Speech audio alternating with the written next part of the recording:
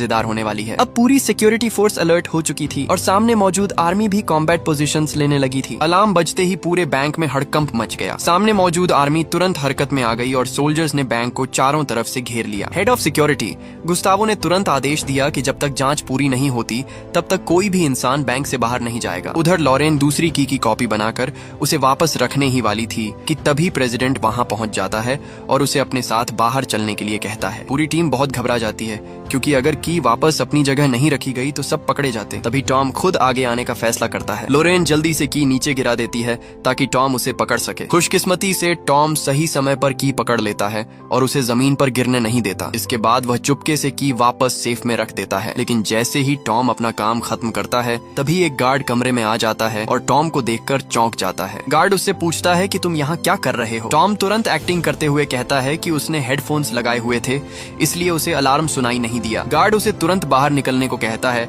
और टॉम वहां से बचकर निकल जाता है। इसी बीच गुस्तावो को पता चलता है कि अलार्म सिग्नल वॉल्ट की तरफ से आया था। वह तुरंत गार्ड्स को वहां जांच करने भेजता है। लेकिन जब गार्ड्स नीचे पहुंचते हैं तो उन्हें वहां कुछ भी सस्पिशियस नहीं मिलता। आखिर में गुस्तावो मजबूरी में सभी लोगों को घर जाने की इजाजत दे देता है। बैंक से मिली इन्फॉर्मेशन के बाद टॉम अपनी इंटेलिजेंस का असली कमाल दिखाना शुरू करता है। वह वॉल्ट की स्कैनिंग को ध्यान से चेक करता है। तभी उसे एक ऐसी जगह दिखती है जिसे स्कैनर ठीक से एनालाइज नहीं कर पाया था। टॉम तुरंत समझ जाता है कि वहां पानी मौजूद है। जांच करने पर उसे पता चलता है कि वॉल्ट के ऊपर एक बहुत बड़ा वाटर टैंक बना हुआ है। 19वीं सदी के इंजीनियर्स ने वॉल्ट को बचाने के लिए बहुत खतरनाक ट्रैप तैयार किया था। अगर कोई अंदर घुसने की कोशिश करता तो पूरा वॉल्ट पानी से भर जाता। टॉम ये भी समझ जाता है कि उस समय मोशन डिटेक्शन टेक्नोलॉजी नहीं थी, इसलिए इंजीनियर्स ने एक जायंट बैलेंस स्केल का इस्तेमाल किया था। जैसे ही कोई इंसान उस स्केल पर कदम रखता सिस्टम एक्टिवेट हो जाता और पानी तेजी से वॉल्ट के अंदर भरने लगता। अब सबसे बड़ी मुश्किल ये थी कि आखिर उस जायंट स्केल को रोका कैसे जाए।